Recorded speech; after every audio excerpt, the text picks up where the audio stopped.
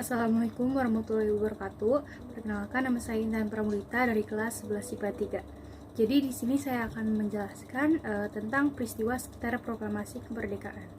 Yang pertama ada berita peristiwa sekitar proklamasi. Pada saat itu ada berita kekalahan Jepang pada Perang Dunia Kedua. Nah, saat itu tuh membawa dampak buruk bagi negara Jepang tersebut. Salah satunya itu adalah peristiwa pengeboman Hiroshima Nagasaki tanggal 6 dan 9 Agustus. Pada peristiwa tersebut mendorong Jepang untuk menyerah tanpa syarat kepada sekutu pada tanggal 15 Agustus 1945. Nah, kekalahan Jepang itu menyebar dengan cepat lewat radio dan didengar oleh tokoh-tokoh pemuda Indonesia. Bersama dengan Mohatta, golongan muda ini mengadakan rapat di Pangasangan Timur. Rapat itu dipimpin oleh Khairul Soleh dan menghasilkan keputusan yang menjadi dasar proklamasi Indonesia. Setelah beberapa rapat, akhirnya golongan muda untuk memutuskan untuk mengasingkan Bung Karno agar tidak mendapat pengaruh dari Jepang. Bung Karno dan Bung Hatta diungsikan di Rengkas Dengklok, Karawang, Jawa Barat. Mereka dijemput pada tanggal 16 Agustus 1945 pukul 4.30 pagi atau setengah 5. Dari Rengkas Dengklok, rombongan tiba kembali ke Jakarta pada pukul 3.30 malam.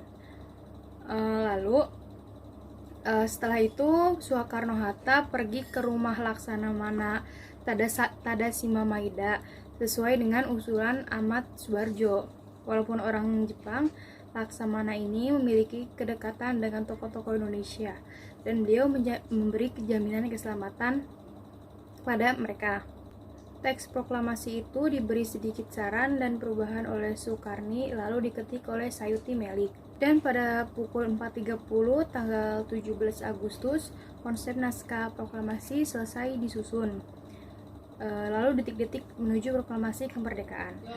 Proklamasi kemerdekaan diselenggarakan di rumahnya Soekarno di Jalan Pangasangan Timur nomor 56 dan dibacakan pada pukul 10 waktu Indonesia bagian Barat.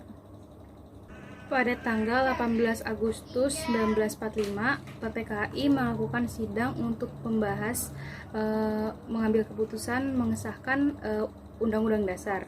Rapat pertama diadakan di Penjambon dan sekarang itu bernama Gedung Pancasila. Sidang pleno itu dibuka dan dipimpin oleh Insinyur Soekarno.